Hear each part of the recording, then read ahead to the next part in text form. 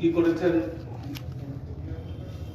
জনসমাবেশকে আমাদেরকে অ্যাড্রেস করেছেন আমাদের সর্বভারতীয় রাষ্ট্রীয় সভাপতি ওবিসি মোর্চার ডক্টর কে এল ওসমানজি। আমাদের মাঝখানে উনি আছেন।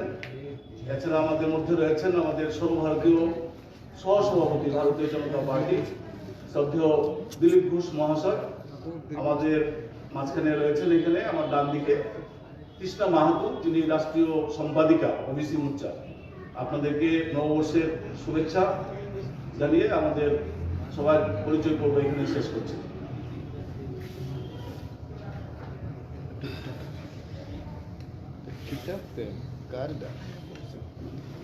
फ्रेंड्स नमस्कार। मोदी जी के नेतृत्व में 2014 में जो सरकार बनी तब से लेकर सबका साथ सबका विकास नाम पे जो भी वंचित और शोषित पीड़ित दलित पिछड़ा वर्ग समाज के अंदर है, उनके हित के लिए मोदी जी सरकार ने ऐतिहासिक और महत्वपूर्ण निर्णय जो लिया गया,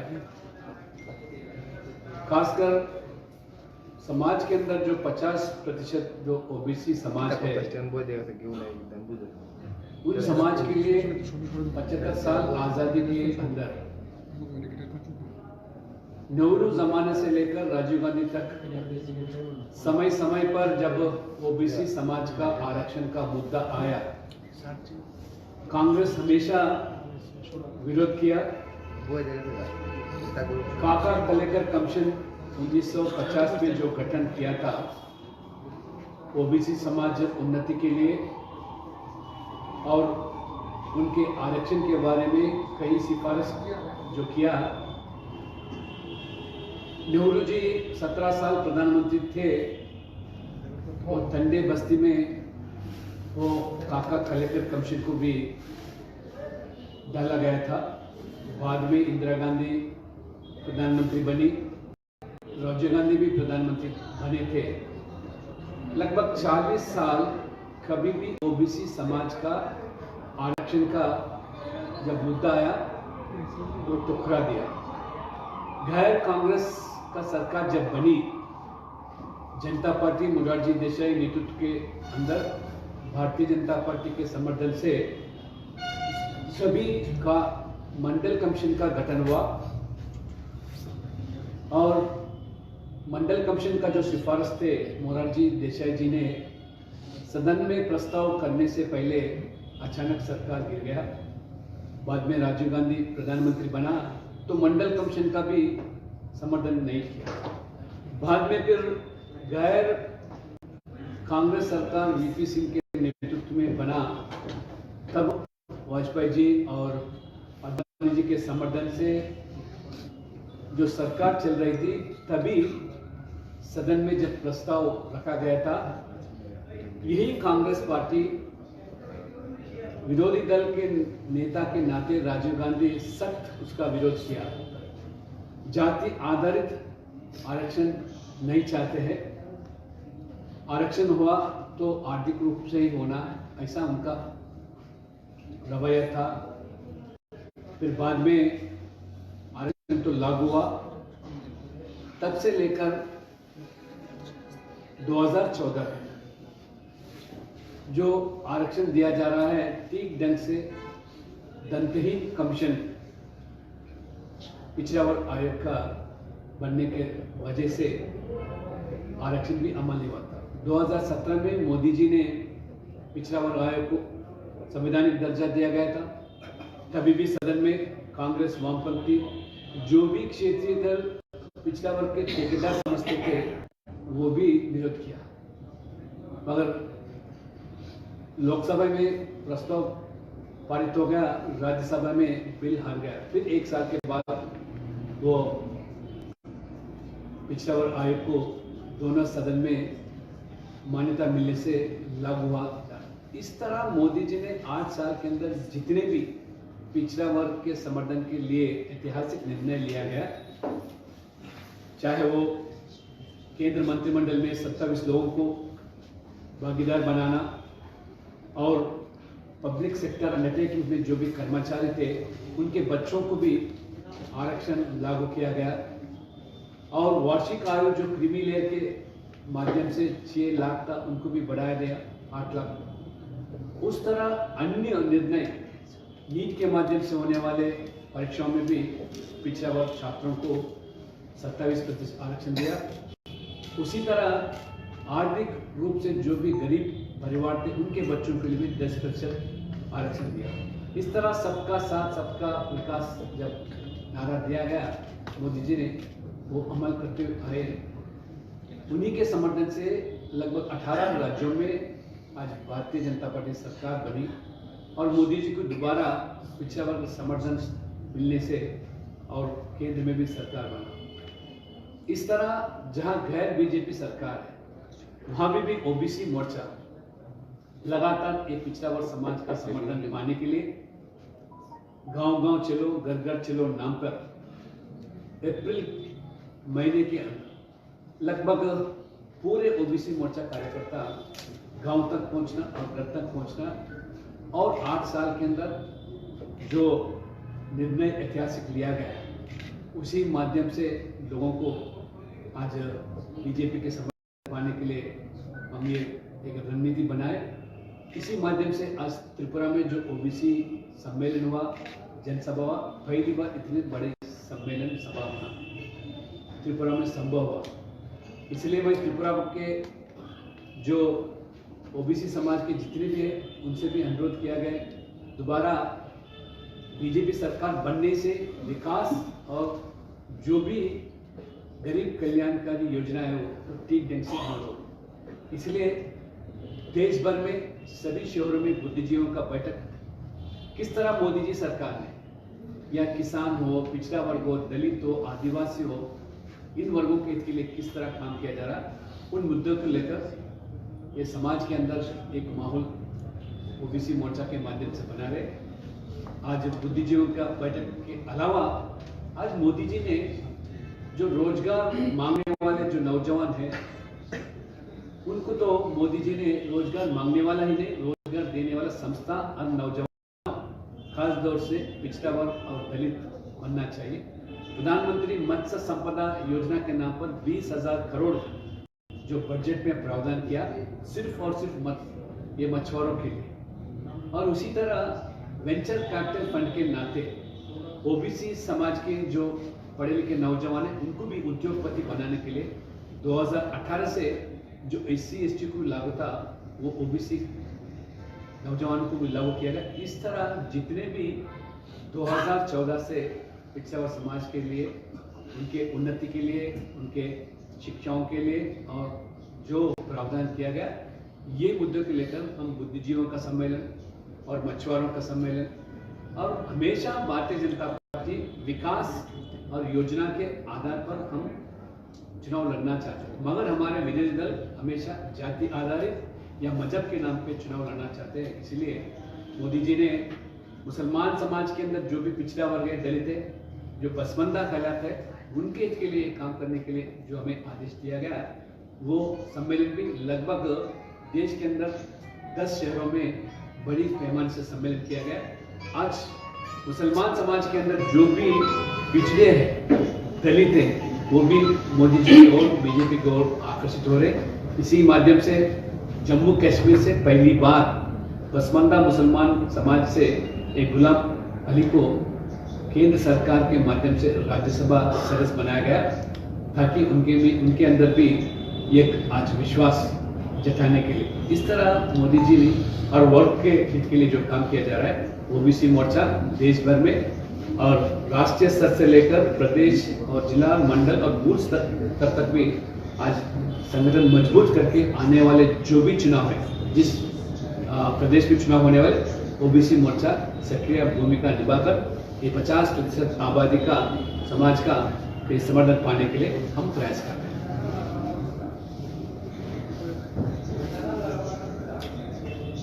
জিজ্ঞেস করার থাকলে কিছু বলার থাকলে বলুন। জি নমস্তে, मेरा नाम दुलाल चक्रवर्ती, मैं यहाँ का सीनियर रिपोर्टर हूँ। আপনি তো ওয়েস্ট বেঙ্গলে বিজেপির নেতৃত্ব দিয়েছিলেন गो टू इलेक्शन इसमें तो नहीं है, लक्ष्मण जी को पहले पूछिए नहीं। कि यहाँ पे अच्छा, आप चुनाव पूछ के लिए रहे हैं। मैं नहीं कर रहा हूँ मालूम है हमको मालूम है आप प्रेस नहीं किया पहले उनका विषय पर तो पूछ रहा तो पूछ लीजिए। नहीं आप कुछ नहीं वो हो गया अच्छा वो समझ गए हाँ। और आ गए हाँ किसी को अगर उसमें नहीं तो बाद में आप पूछ सकते कुछ है স্যার গত ইলেকশনে তো আপনারা ভালো রেজাল্ট করেছে বিহারে বহুত 100 আপনাদের আসল হয়েছিল এত ভালো রেজাল্ট করে আপনি পরিশ্রম করে ক্ষমতাসীন কেন হতে পারলেন না আপনার কি মনে হয় ওয়েট বলে নির্বাচন জনসংঘের আমল থেকে পার্টি হয়েছে কিন্তু যেভাবে জেতার জন্য আন্দোলন লড়াই হলো সেটা হয়তো হয়নি। আমরা 5 বছর লড়াই করেছি, তাতে সেকেন্ড পজিশনে এসেছি এবং কংগ্রেস এবং সিপিএম যারা 30 বছর 35 বছর শাসন করেছেন সে দুটি পার্টিকে আমরা শেষ করেছি, তাদের বিধানসভায় কোনো সদস্য নেই। সিপিএম এক সময় 36টা এমপি ছিল, আজকে কোনো এমপি নেই। পঞ্চায়েত থেকে পার্লামেন্ট পর্যন্ত সব জায়গায় বিজেপি জিতেছে, এত সংঘর্ষ করে। এখন যে আক্রমণ হচ্ছে আমাদের উপরে হচ্ছে এবং বিরোধী নেতৃত্ব আমরাই করছি, এটা আমাদের অ্যাচিভমেন্ট।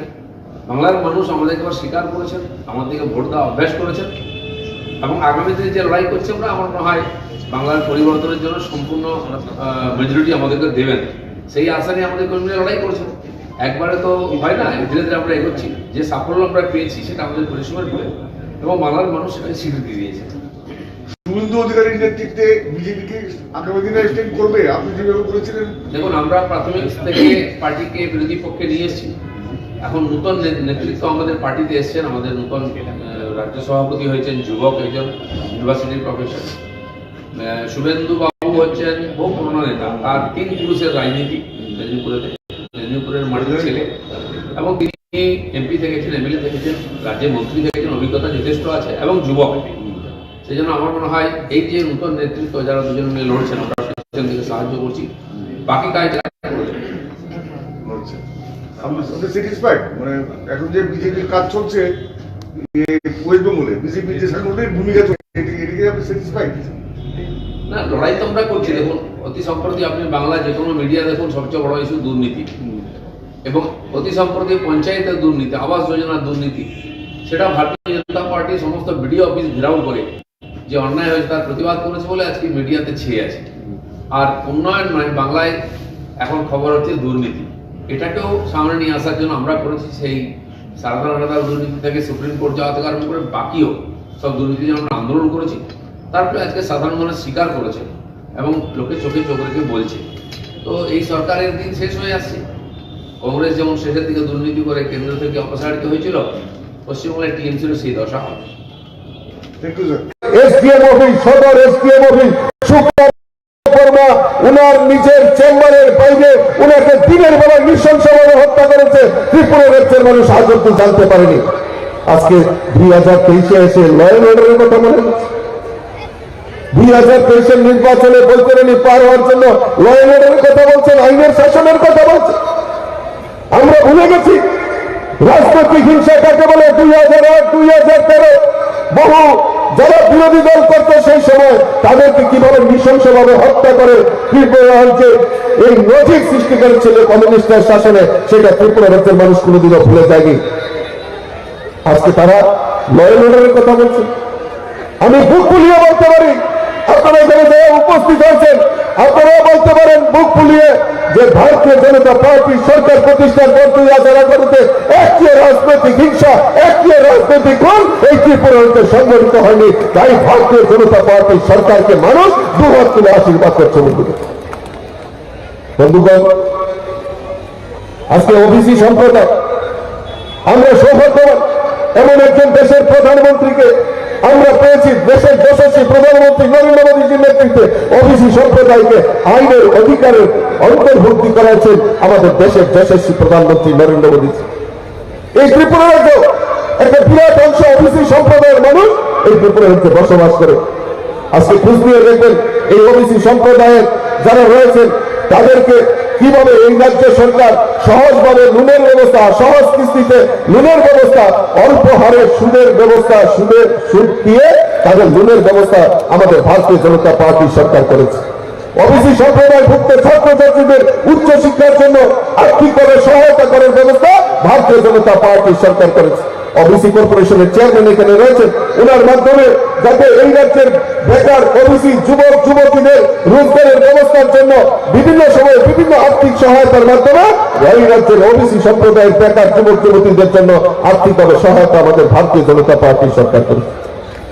25 বছরের একটা স্লোগান শুনতাম, ইনকলাব জিন্দাবাদ, আমরা খাবো তোমরা বাদ। এখন এই স্লোগান পরিবর্তন হয়েছে, সবকা সাথ সবকা বিকাশ সবকা বিশ্বাস আর সবকা প্রয়াস নিয়ে ভারতীয় জনতা পার্টি সরকার ত্রিপুরার যে প্রতিষ্ঠা চলছে উন্নতি। 3 লক্ষ পরিবার, প্রায় 3 লক্ষ গরিব পরিবারের যাতে পাকা বাড়ি নির্মাণের ব্যবস্থা ভারতীয় জনতা পার্টি সরকার করেছে। প্রত্যেক পরিবারের বাড়িতে শৌচালয়ের ব্যবস্থা, পাকা শৌচালয়ের ব্যবস্থা ভারতীয় জনতা পার্টি সরকার করেছে। প্রত্যেকের বাড়িতে জল জীবন মিশনের মাধ্যমে প্রত্যেকের বাড়িতে পানীয় জলের ব্যবস্থা ভারতীয় জনতা পার্টি সরকার করেছে। প্রধানমন্ত্রী উজ্জ্বলা জ্যোতি যোজনার মাধ্যমে প্রত্যেক গরিব মায়েদের নামে বিনা পয়সায় এলপিজি কানেকশনের ব্যবস্থা ভারতীয় জনতা পার্টি সরকার করেছে।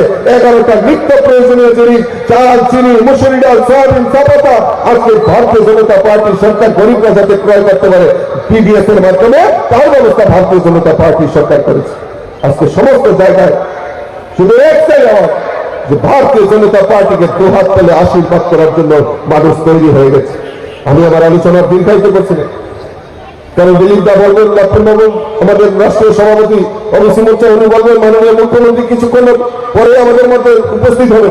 আমি শুধু একটাই কথা আপনাদের কাছে আহ্বান রাখবো, ভারতীয় জনতা পার্টিকে রুখার জন্য আজকে যারা মাঠে নেমেছেন, আজকে যারা ওই কংগ্রেস সিপিএম নাম করে বিভিন্ন প্ররোচনা দেওয়ার চেষ্টা করছেন, আমি আপনাদের কাছে আহ্বান রাখবো, কোন প্ররোচনা আপনারা পাল করেন না। আর এই প্ররোচনা করে আমার ভারতীয় জনতা পার্টির কার্যকর্তাদের উপর যদি হামলা হয়, সেটা ভারতীয় জনতা পার্টির রাজ্য সভাপতি হিসেবে কথা দিয়ে যাচ্ছে, ওই কুচক্রীদের কিভাবে সাহায্য করতে হয় সেটা ভারতীয় জনতা পার্টি ভালো করে জানে বন্ধুদের। শুধু একটাই আওয়াজ, সেটা হলো 2023 আমাদের মিশন আর ভিশন একটাই, সেটা 2023-এ ভারতীয় জনতা পার্টি সরকারকে পুনঃ প্রতিষ্ঠা করা, সেই লক্ষ্যমাত্রা রেখে আপনারা কাজ করবেন। এই আবেদনটুকু রেখে আমার বক্তব্য শেষ করছি। আমার সঙ্গে একবার মুষ্টি বন্ধ করে বলুন, ভারত মাতা কি, ভারত মাতা কি, ভারত মাতা কি। ওবিসি মোর্চা, ওবিসি মোর্চা, ওবিসি মোর্চা। সকলকে অসংখ্য ধন্যবাদ, নমস্কার। অনেক অনেক ধন্যবাদ শ্রী রাজীব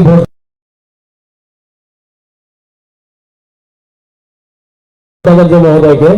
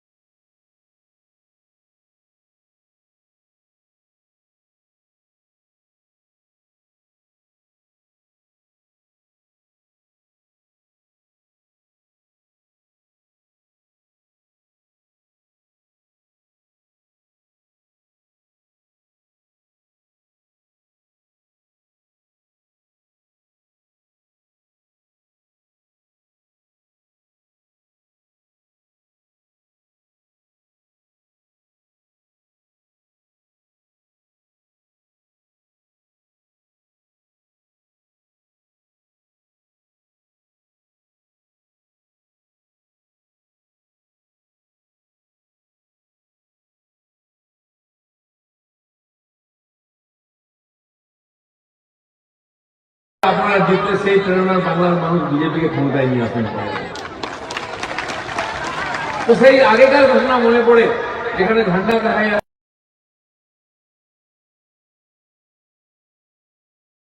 নর্থ ইস্টে, আজকে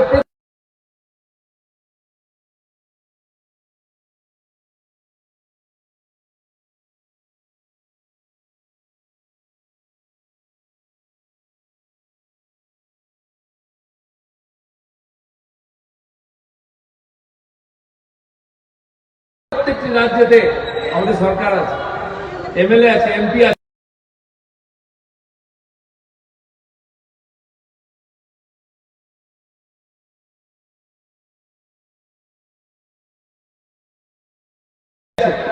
এখানে মাননীয় মেয়র বসে আছেন, স্পিকার বসে আছেন, পঞ্চায়েত স্তর পর্যন্ত, কর্পোরেশন, মিউনিসিপ্যালিটি পর্যন্ত ভারতীয় জনতা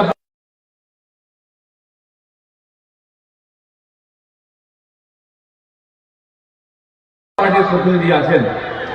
এটা সম্ভব কি করে হল?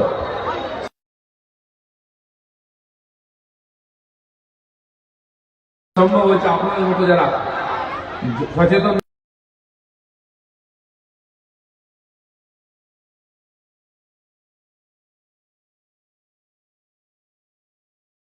নাগরিক, তারা মোদীজির নেতৃত্বে দেশে যে পরিবর্তন হয়েছে তাকে স্বীকৃতি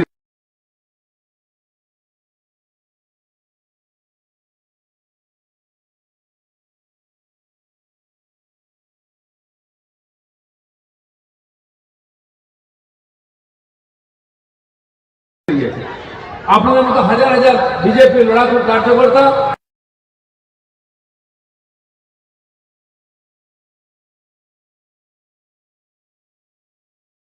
যারা দিন রাত পরিশ্রম করে কেস খেয়ে, মার খেয়ে, বাড়ি ছেড়ে ভারতীয় জনতা পার্টি ঝান্ডা কেটেছেন, তাই রাজ্য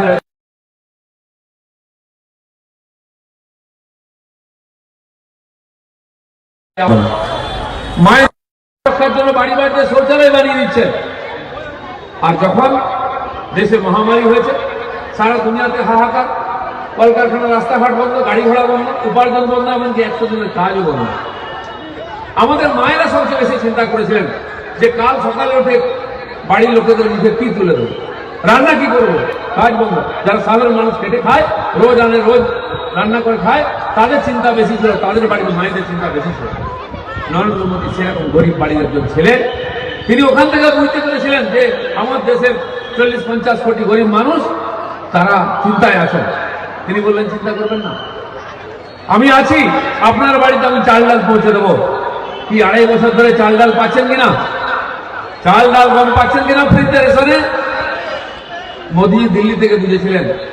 সেই দিন থেকে বাংলার মানুষ, সারা ভারতবর্ষের গরিব মানুষ বুঝেছে যে কেউ না হোক একটা মানুষ আমার জন্য আছে দিল্লিতে, সে নরেন্দ্র মোদী। আমার বাড়িতে চাল ডাল নাই সে জানে, আমার মাথার উপরে পাকা ছাদ নেই সে জানে, আমার বাড়ির মা বোনেরা শৌচালয়ে যাবেন, শৌচালয়ে তিনি জানেন। আমি যখন গরিব চাষি, যখন চাষ করতে পারিনি, পয়সা থাকে না, আমার অভাব আছে, তিনি জানেন। তাই বছরে 6,000 টাকা কৃষক সম্মান নিধি আমাকে দিচ্ছে। তাই আজ মানুষ ভাবছে আমি স্বাধীন দেশের সম্মানীয় নাগরিক। 70 বছর পর্যন্ত মানুষ সেটা ভাবতে পারেনি, গরিব মানুষ। বিশেষ করে নর্থ ইস্টে, উত্তর পূর্বাঞ্চলের যে ছোট ছোট রাজ্যগুলি, ত্রিপুরা সহ, সেখানকার মানুষও কখনো মনে করেনি আমরা ভারতবর্ষের সম্মানীয় স্বাধীন নাগরিক। কিন্তু নরেন্দ্র মোদী আসার পরে সেটা মানুষ ভাবতে পেরেছে। তাই বাড়ি বাড়িতে চাল ডাল এসেছে, বাড়ি বাড়িতে গ্যাস এসে, ফ্রিতে গ্যাসের সিলিন্ডার এসছে। কিন্তু চাল ডাল দিয়ে সংসার করে না, সবজি লাগে, মশলা লাগে। তাই প্রধানমন্ত্রী বলেছেন মাসে 500 টাকা দেবো। যে মা বোনেরা আমাদের কথা শুনে জনধন অ্যাকাউন্টে অ্যাকাউন্ট খুলেছিলেন, তাদেরকে মাসে 500 টাকা ফ্রিতে দিয়েছেন। যারা আমাদের কথা শুনে উজ্জ্বলা যোজনায় গ্যাসে অ্যাপিল করেছিলেন, তারা 3টা ফ্রি সিলিন্ডার পেয়েছেন। কিন্তু যারা সিপিএম, কংগ্রেস, টিএমসির কথা শুনেছেন, বলেছিল অ্যাকাউন্ট খুলে কি হবে, টাকা কে দেবে, জিরো ব্যালেন্সে আবার অ্যাকাউন্ট হয় নাকি, তারা দেখেছেন আমাদের মা বোনেরা 500 টাকা তুলে নিয়েছেন পাড়ার ব্যাংক থেকে, ওনারা দাঁড়িয়ে দাঁড়িয়ে দেখেছেন তাদের বাজার করার পয়সা ছিল। তাই বন্ধুগণ, ওবিসি যে সমাজ, পিছিয়ে থাকা সমাজ, তাকে রিজার্ভেশন দেওয়া হয়েছে। শুধু তাই নয়, মোদী যেমন সবকা সাথ সবকা বিকাশের স্লোগান দিয়েছেন, শুধু স্লোগান নয়, ব্যবহারে করে দেখিয়েছেন।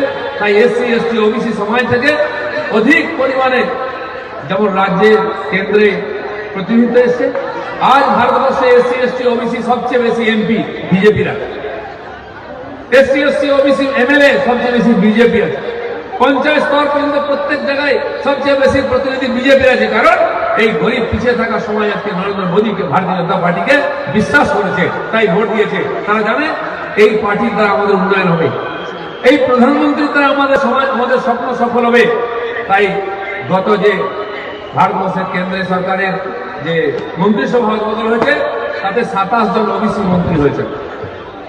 মোট এসসি শিডিউল কাস্ট 12 জন হয়েছে এবং এসটি 18 জন হয়েছেন। মোট মন্ত্রিসভার 61% এই পিছিয়ে থাকা সমাজ থেকে প্রতিনিধি মাননীয় নরেন্দ্র মোদী নিয়েছেন। আজকে এই গরিব পিছিয়ে থাকা সমাজ থেকে নেতৃত্ব তুলে নিয়ে আমরা দেশের এই উন্নয়নে তাদেরকে ভাগিদারি করেছি। তাই গ্রামগঞ্জের সব জায়গায়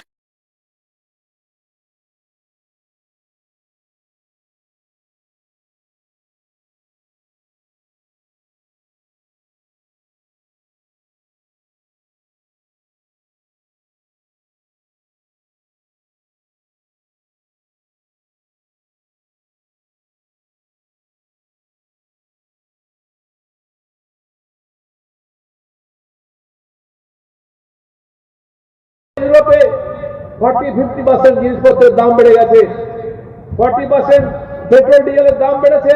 নরেন্দ্র মোদী তাকে 100 টাকার মধ্যে রেখেছেন, 10-20-25%-এর মধ্যে রেখেছেন। খাবার দাবার 15% বেড়েছে আমাদের এখানে। এই মহামারীতে আগামী দিন আরো ভয়ঙ্কর পরিস্থিতি হবে, কিন্তু আমরা খালি 80 কোটি লোককে ফ্রিতে আনাজ খাওয়াইনি। মাননীয় প্রধানমন্ত্রী বলেছেন আরো 1 বছর আগামী ডিসেম্বর পর্যন্ত সবাই ফ্রিতে রেশন পাবেন। মাননীয় মুখ্যমন্ত্রী মানিক দা উপস্থিত, সবাই মিলে দাঁড়িয়ে হাততালি দিয়ে ওনাকে একবার স্বাগত করুন। মানিক দা স্বাগতম, মানিক দা স্বাগতম। সম্মানীয় মুখ্যমন্ত্রীকে আমি স্বাগত করছি। বন্ধুগণ, নরেন্দ্র মোদী আজকে গরিব মানুষের মুখে ভাষা ফুটিয়েছেন, গরিব মানুষকে স্বপ্ন দেখতে দেখিয়েছেন। গরিব বাড়ির মেয়েকে চাকরি দিচ্ছেন, সেই চাকরি পুলিশ থেকে, আর্মি থেকে, সিআইএসএফ, বিএসএফ থেকে ফাইটার জেট চালাচ্ছে আমাদের বাড়ির মেয়েরা। মহিলা সশক্তিকরণ কাকে বলে দেখিয়েছেন। 33%-এর জায়গায় বেশি সংখ্যায় আজকে মহিলা প্রতিনিধি সব জায়গায়।